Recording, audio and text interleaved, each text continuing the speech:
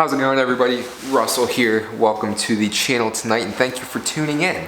Tonight I want to have a little bit of a personal chat with you guys and fill you in on something that a lot of you guys might not know about my car and the GTI specifically.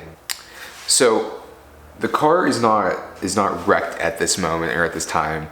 Just let me throw that out there right now. It's parked outside right now because the S2000 is inside.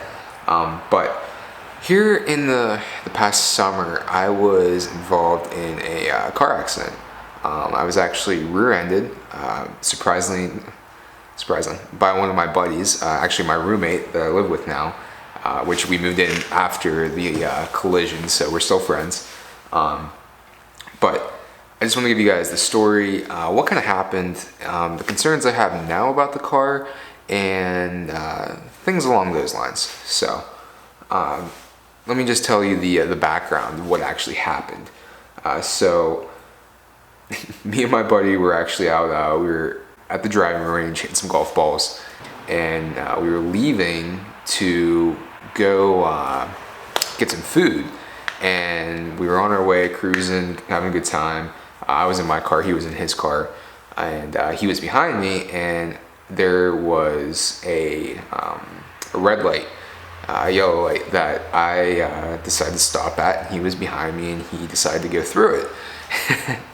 And the end result was not good. So he actually, I can remember looking up in my rearview mirror and seeing his car coming at me and be like, oh boy, this isn't gonna be good. And he was able to actually pull his car to the left real quick, and he almost missed me. It was very, very close. And he ended up clipping the left side of the back bumper and the left quarter panel. Screwed up that whole left side, suspension, the wheel, all that kind of stuff. But thankfully, there was no injuries. I wasn't hurt. He wasn't hurt. He took out the right front of his car, which was a Hyundai Elantra, and pretty much totaled the engine and transmission from the way that he hit, because I mean those are front wheel drive cars. The drive axles are in the front, and it just completely screwed everything up. And so pulled off to the side of the road, assessed the damage. I mean, I'm a pretty easygoing person. I don't get upset at a lot of things, and he was very upset. And I was like, man, it's not that big of a deal, just cars, whatever, blah blah blah. And we get the cars towed away. Everything. I ended up being late for work the next day because I didn't have a car. Actually, I ended up using Ben's Subaru WRX. I don't know if you guys have ever seen that on the channel yet or not.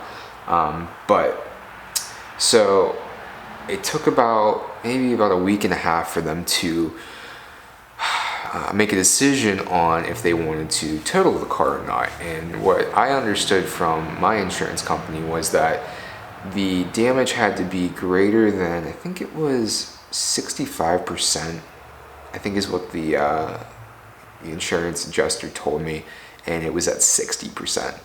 And the total damage came to, with repairs, labor, parts, everything, just shy of $14,000.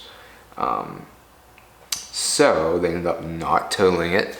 On the other hand, my buddy his car was an older car, maybe early like 2011, 12, something like that, and wasn't worth that much. So they ended up totaling his, and he ended up getting a new car out of it. But anyways, it was just a very stressful time because I was in a rental car, and the first rental car, actually, the inspection ran out, and they had to give me a second rental car within 2 weeks.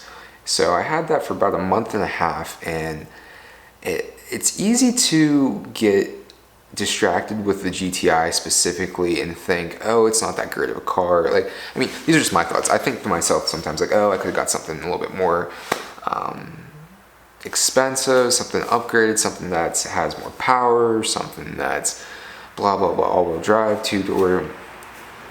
After driving a Nissan Sentra, bare bones, the cheapest Nissan Sentra you can possibly get, and a Chevy Sonic. I can remember the day I came back. I might have a picture. I think I do have a picture of it sitting there. And getting in that car after a month and a half of not having it just made me really, really realize how good of a car the GTI is, how much I missed it, and just the quality of everything. And it's like I said, it's easy to get caught up in the car scene and thinking to yourself, oh, should have got something else, maybe this, maybe that. It's very easy to grow accustomed to cars and not realize what you have. I mean, that's just basically anything in life is like that. And honestly, I have a very bad habit of growing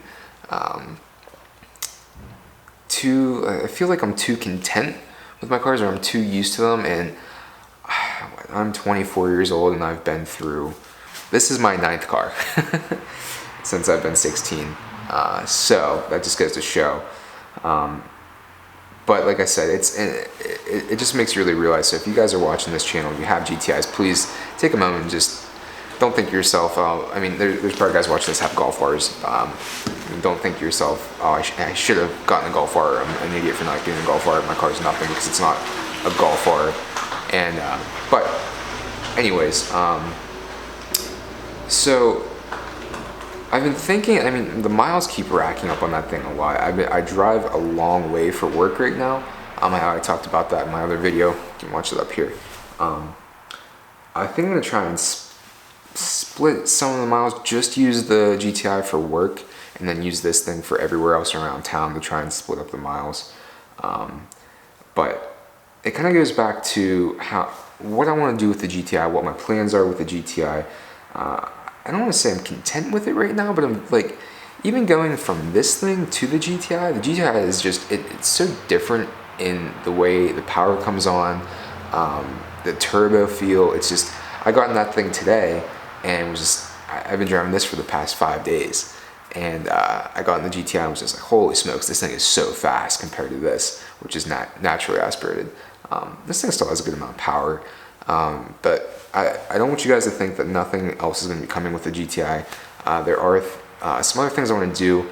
I don't know how much money I really want to dump into it at this point in time, especially with this thing. But everyone says, oh, I'm going to keep my car stock, which is easy to say, but we'll see what happens a year down the road with this thing.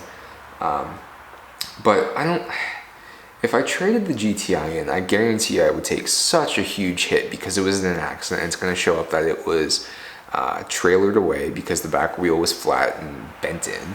And I can just see the dealerships giving me a very hard time. I mean, GTIs and Volkswagens don't hold their value worth crap at all anyways, and it's only going to be worse.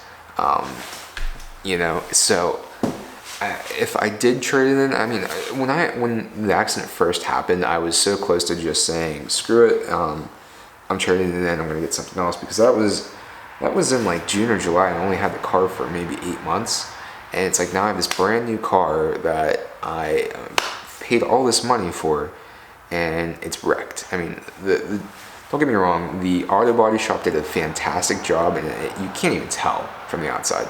But it's still in my mind, I know this is a brand new car that's already wrecked. So at that point in time, this was way before I even started this channel. I can remember getting pumped up and wanting to do videos and everything, and thinking to myself, crap, I only have my car. Wait, let me link another video. I think it was one of my very first videos ever. It was the 7 things I hate or like about a Chevy Sonic. So that'll go up here. Watch that, please. It's hilarious. But I don't know what's going to happen with the GTI. I'm thinking that I'm going to be getting transferred from work soon. That I'm not going to be having to drive so many miles. And if that happens, it would be very nice to maybe look at trading in on a Golf R. If I could get away with having the all-wheel drive, it would be awesome. It's just, my biggest thing right now is this thing gets close to 40 miles to the gallon when I'm taking it easy on the highway, versus I don't even know what a Golf R gets. I'm guessing it's not that much. But anyways, that's just a little bit of an update. I really didn't have too much else going on. I wanted to let you guys know that the state of the car, what it is. We still do have the swanky shift knobs. They are, I want to thank everybody I want to thank everybody who has put their orders in for them, and we're still fine tweaking everything. I actually have a prototype in my car right now that I've been using just to make sure that everything's right, because I don't want to put a product out there that sucks. So you guys can catch that down in the link in the description, swankymods.com, the shift knobs. You guys can get some swanky apparel there too. I think I'm gonna make a couple t-shirts for the old S2K also. Start working on that. But if there's anything else you guys want to know, there's gonna be tons of stuff coming with this thing. I hope to be making more videos with the GTI, keeping it interesting, keeping it informative, everything like that. But anyways, I want to thank you guys for watching this, taking the time to watch this. If you're still here, I know sometimes it's hard to watch a 11-minute video, but as always, give me a thumbs up, thumbs down, drop me a comment. I read every one of the comments. I usually go back and reply to every comment too. But make sure you guys subscribe for more content to come, and I'll see you guys next time. Oh, one more thing. Me and Ben were thinking about doing a little mini series within the channel that is really kind of like focused on, I don't want to say stories, but stories of people in the car community kind of sitting down like this in front of their car, talking about things, and just having a good time. So let me know what you guys think about that, and drop me a comment. So, all right, thank you.